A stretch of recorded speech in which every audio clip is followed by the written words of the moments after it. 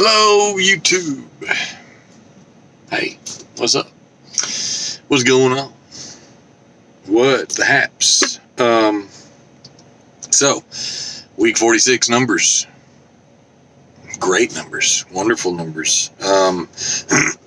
So, my numbers for this week will be 46, 27, 93 on 2,377 miles. So, as I discussed before, with overall profit of 27,33.62. Sweet check. So, over 2 weeks now, that's 40.76.92. Because the reason I don't usually, put it over 2 weeks because of the rollover on Monday that added $713.32, which would have actually been $39.14.61 for this week at $1.65 a mile, right? So, although, 5 miles of that wouldn't have been there because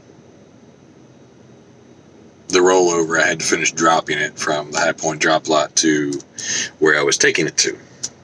Anyway, so as usual, fixed expenses are the same at 48 cents a mile this week because it was slightly lower mileage than last week. I had one scale, so it's $12. Looks like I'll be averaging about a scale a week at least, because you know me, I like to grab them heavy loads, man. Got the hull heavy in the backside. Gotta have a lot of junk in that trunk, right?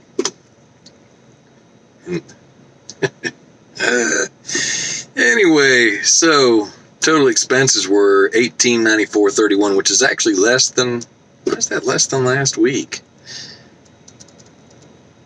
Because the gas was $66 less. Okay, so fuel, I only spent gas.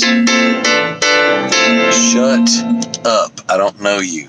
Fuel was $714.82 and only ran about 30 cents a mile.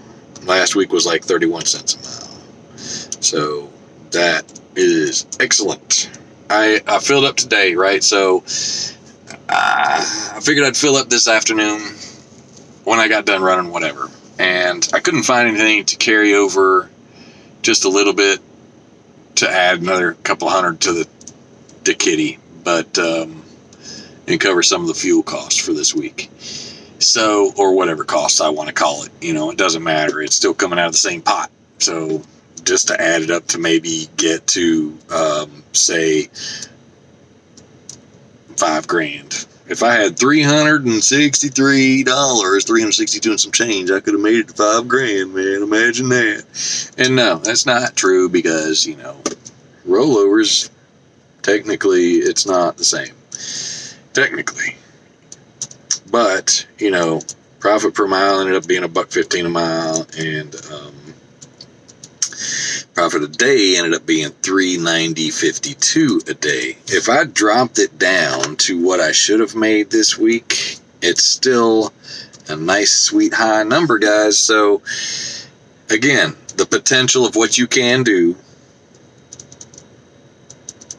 will eventually shine through if you stay at it. So it would have been $20.20 and 30 cents, and it would have been 85-cent profit per mile at $288.61 per day, which is like,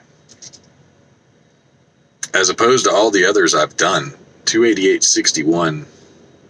There's been a couple of weeks where I actually had more than that.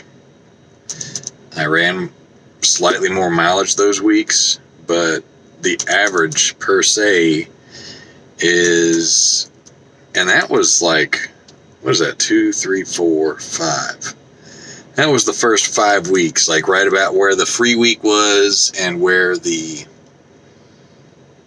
extra payment was for the truck note, because I got a little bit of a bonus in there when I first started. So, and the $550 they took out and then added back for the HVUT, because that's included in the lease. The first payment, the first HVUT payment was included in the lease. So that's why those were higher. So this technically has been the highest daily revenue per day that I've made so far.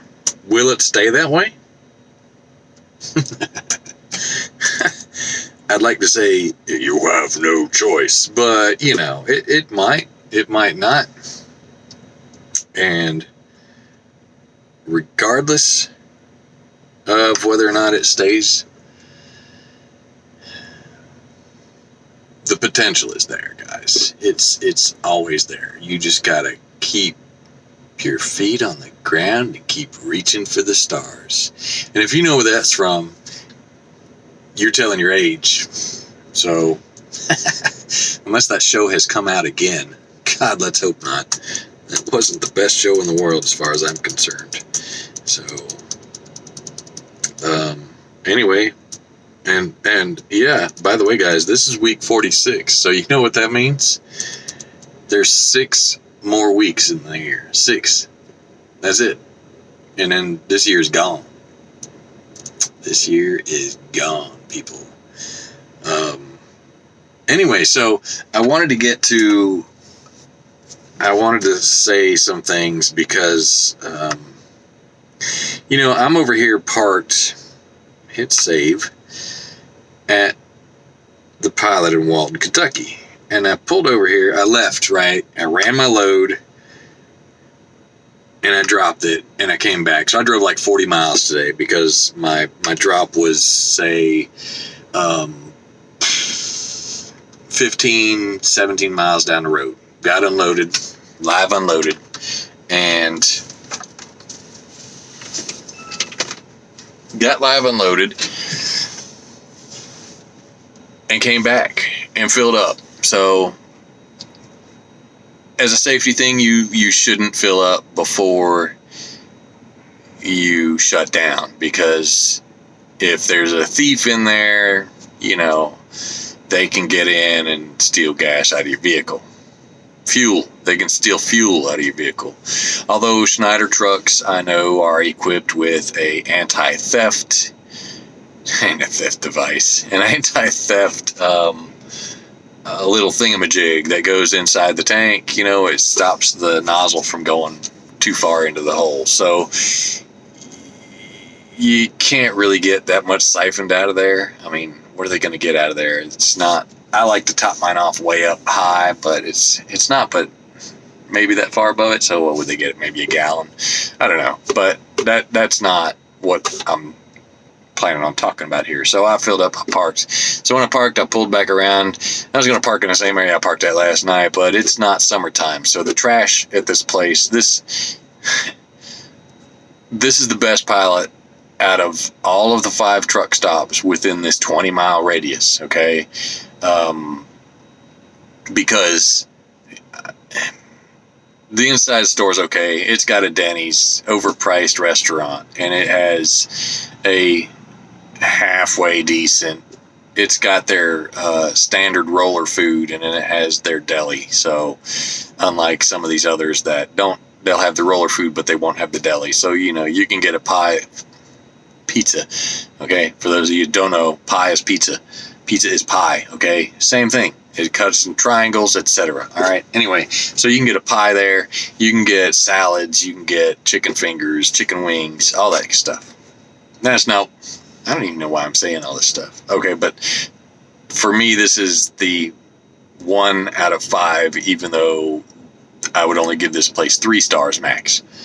So I pull around and I park next to a Schneider truck over here, and there's nobody in it. I know there's nobody in it because it hasn't been run. There's no EPU on it, and it's like 40, 42, 43. It's in the same spot it was in last night. And either the person inside it, well, if there was somebody inside it. So it hasn't been running. So I know there's probably nobody in it. They dropped it for their 34 and left, more than likely. And sure enough, that's what happened. So another Schneider pulled up a couple of spaces over next to me and ended up talking to somebody that met him in the parking lot, and then they went inside, and then they came back out, and dude got back in his truck, and these 2 that the husband and wife team, they're a team. I don't know if it's boyfriend, girlfriend, or husband and wife, but they're together. They got in their truck, and he hadn't left yet next to me on my right, and they're over here on my left, right next to me. And I heard the truck go, yeah, dead battery. Battery, not sure which. So, yeah. I rolled my window down, and I hollered at him, and I said, is that what I think it is? And he tried it again. I said, yeah, that's what I thought I heard. I said, hey, y'all got some jumper cables? I mean, we can try and jump it off. He said, no, we don't. And she just got done talking on the phone to that dude. He came over. I was like, you got some cables? Nope, he ain't got no cables either. He was trying to get an ND2, so he couldn't help him, so he ended up leaving. And, that's fine. You can't help. You can't help. What are you going to do? There's not much you can do. So they called. I told them, I was like, well, y'all going to have to call SEM. So they called SEM, and then they went inside the store, and I went in there because I was going to go grab something to eat. It was getting late. It was like 5 o'clock. I went in there, and I asked them, I said, so what did SEM say? Are they on the way? They said, no, they're not coming. They want us to call back whenever it's close to time for us to leave.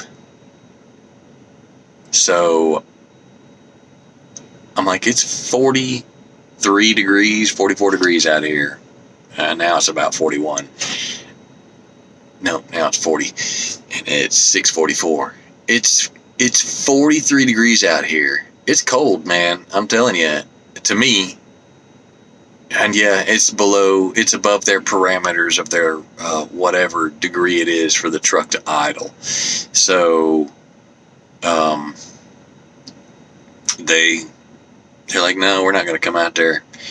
You need to wait until it's time for y'all to go. Since y'all said, yeah, they said, well, since SCM said, since we said we're going to sit inside, that just let us know when it's time for y'all to get ready to leave. And I'm like, man, what? Really, man? That's just ridiculous. Okay, maybe people don't want to sit in the trucker lounge that doesn't have couches or anything for you to really sleep on. I mean, I've seen people sleep in there, but I wouldn't. Excuse me, I don't know. I'm not the kind of guy to sleep in a place like that, and I probably couldn't fall asleep anyway with all the racket people walking by and all this nonsense. So I had sent my wife a message, and she's like, they don't have jumper cables there? I'm like, I didn't see any, and I was looking in the wrong place. I was like, I didn't see any jumper cables, but, and she's like, well, where's the closest Walmart? Isn't there a Walmart nearby there? I was like, I don't know. I said, as I was walking around, I'm texting her this stuff. I walked around the location again to see if I could find any jumper cables, and there was a box down there with one box of what are they called? Commercial jumper cables. Dude, I paid the same price for jumper cables at my auto parts store that have a thicker gauge. See, I'm not happy about that. Pilot. Standard Pilot. So I had seen him in the store again, and I walked back over there to the lounge, and I said, hey, y'all want me to jump you off? I'll go buy some jumper cables, man. Ain't no big deal. And they both looked at each other, kind of concurred, and okay, sure. So I went over there and grabbed a box, bought the cables, and came out here, and we hooked it up, and the pilot mechanic who's over 3 of these locations was out here talking to us and gave us some pointers and all. And it wasn't a bunch of dead batteries. It was just because it was turning just a little bit. It just didn't have enough juice to turn all the way up. It had like 11. He said it had 11.7, I believe, on the voltage. So I'm like, my car, when it sounds like that, all you need to do is jump it, let it run for a little while. It'll charge itself up. Maybe, just maybe, it'll be the same way. And the mechanic said, well, as long as, it fires up when you shut it off, that's good. So I hooked the cables up, and they worked. They jumped it off within 3 minutes. So there's plenty of juice in that battery. I mean, if it was weak enough to where it was what SEM thought it was, it wouldn't have been able to jump that quickly. So we jumped it off, and I disconnected the cables. They let it run for a little while, and it has that auto shut off garbage. So they idled it long enough and shut it off and tried to turn it back on. It turned back on, and all this time we were talking to the dude, and he looked through the codes for him, and the code said that voltage weak. So it all turned out good so far. And I didn't even tell them. I should have told them. They're leaving before I am, because my appointment isn't until 12 and it's an hour away. I booked a couple of cheap, crappy loads because I'm trying to at least get a move on. You can't just sit. You got to make some money. I stupidly favorited 4 loads. Went to book the 3rd load. I booked 2 of them. Went to book the 3rd load, and lo and behold, I couldn't book it because the transit time failed. Oh no, my transit time failed. So I fixed my transit time, and I fixed it again, and I fixed it again, and said driver related like an nincompoop. And oh my God, there's no way it would have worked, because it was for the same day that I had dropped my 2nd load. And my 2nd load was like a later drop. And this one was a morning pickup. So I'm like, I had it all worked out, man. It was all worked out. Sometimes you just get stupid. I don't know, man. I don't know. So I got 2 loads booked, and I favorited 3 that are not confirmed, and hopefully at least one of them will confirm, because I want at least one of those loads, because it's going to put me in an area I want to be in. I'm trying to stay in this area before I have to run away from the snow again, right? Because the loads up here are sweet right now, man. They are sweet. I just can't string them together properly. Like, I got a 550 and a 540, or a 560 and a 540, and I'm shooting for at least 660, but, it doesn't matter. What I had lined up was like 1844 in 3 days, because the last 2 were 2 strings that put me ready on the 4th morning for whatever I wanted to grab. So in 3 days, it would have been, no, it wasn't 1844, it was more than that. Whatever it was more than that, because my goal was 661, and that would have been 612, 18, and that would have been 1900 and some change. Oh, it was 2044, I believe, because it was over 660 a day. So, whatever. Who cares? I'll just do it again, one way or another. I mean, that's why I'm trying to grab at least one of those loads, because that'll make me get a string going again. Because one of them is, well, they're all short, but I'm trying to keep them short because I'm trying to keep my hours down. But I want the 3rd one to be a short one during the day, so I can grab the 4th one during a little bit later in the day for a little bit later start, so I can either drop it AM on the 4th day or PM on the 3rd day. String them together. I mean, if you can't do it every day, it's not that big of a deal. You can still make up and get to your daily ratio by finding the right loads. Don't take cheap freight. Don't take cheap freight. Okay, I'm not.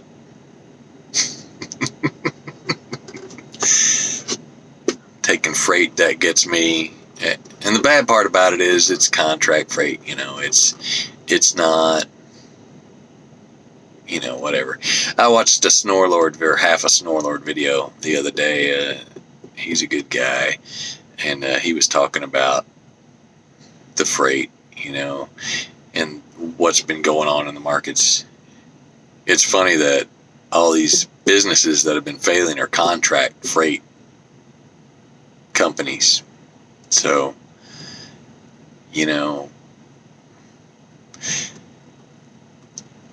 quit putting your eggs in a basket. You drop that basket, your egg's gonna break. You got to put a couple eggs over here, and a couple eggs over there, and a couple eggs over there, which is what I'm planning on doing. That's why I don't have to stay in trucking for the rest of the decade and a half that I actually want to do this all just in one decade. So I can retire when I'm 60, not 65, not 70, not 75. Good Lord, I saw this old man driving a truck. He must have been like 120. Yeah, old man talking about old men, you know. But hey, you know what? If it's something you love to do and it keeps you active, because sitting behind this wheel and sitting in this chair is not what's going to keep you active. It's after you get out, when you're done, what you do when you get out. Like if you run skateboard or whatever, if you run a skateboard, a flatbed, not run or skateboard or jump rope. I'm not talking about that. I mean, I got to get back out there again. I tried to jump rope, and man, I've been slacking. I jumped rope Monday, a week ago. I told y'all about that. Man, that was a nightmare. I got to do it some more. So maybe it'll become a dream instead of a nightmare, right? Well, it'll become a reality. I can't get any skinnier than what I am. I don't want to be what I was before. I mean, I was a skinny guy. But hey, you know what? Drivers helping drivers. That's what this is. One of these things has to be about. We need to quit shaming drivers and help them. Quit shaming people and help them. If you see somebody doing something the wrong way and you know how to do it the right way, quit being a douche canoe and go help them. I mean, what is this world coming to? What is wrong with people? I mean, really, we can't teach our children respect or dignity or